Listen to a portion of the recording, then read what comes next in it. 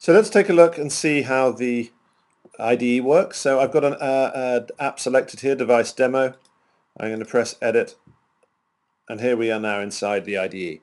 So a few words about the general structure. On the left hand side we've got the widgets that we can drag into the actual user interface area itself.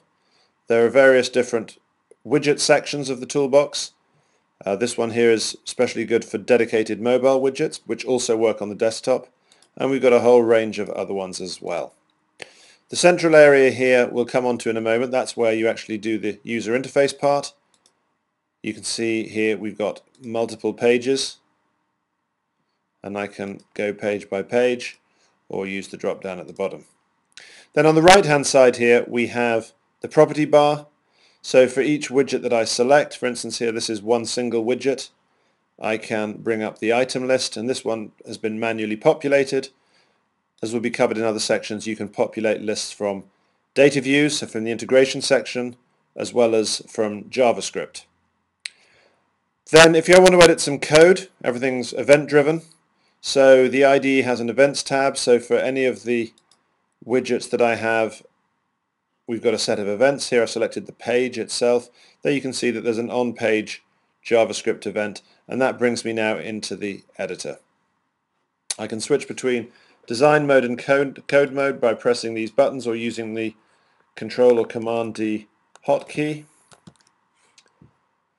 Then when it comes to the actual user interface, we're actually going to go into proper detail on this in the advanced layout section, which I strongly recommend that you watch.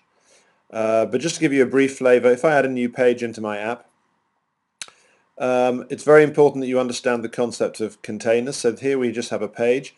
This is a repeating widget from an earlier page. And if I bring a widget onto my page, let's take a simple text label. You can see at the moment this is, if I drag another one, these are being stacked on top of each other. And this is what's called a page in vertical mode. And it's very important that you understand this layout property, the difference between vertical and horizontal and absolute. If I change to absolute, rather than stacking, I can position these widgets to the nearest pixel by dragging them or using the arrow keys. However, the disadvantage is they won't be adaptive. So as the screen changes size, those will maintain their fixed coordinates. So as we'll see in another section, the advanced layout section, working with the layout mode set to vertical or horizontal and also with containers is crucial for understanding how to build advanced user interface. So other features that are available in the bar at the top, we've got, these are all pretty obvious, preview mode. That lets us actually run the app from within the same browser that we're running the IDE. It's a little bit restrictive, but it gives you a great way of just displaying the current page that you're editing in the IDE, and then you can move from that page within the app. If I press live mode, that will actually open up a new browser for me, and so I can actually try it out under more realistic conditions. Then we've got the QR code to reference this app. Outline mode is important. It shows you all of the different containers within a page.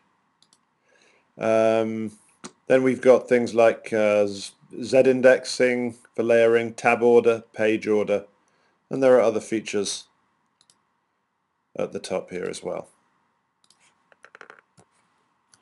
One other thing that you'll find useful at the bottom here is we've got an explorer. So this shows us the structure of our page, of the widgets within our page.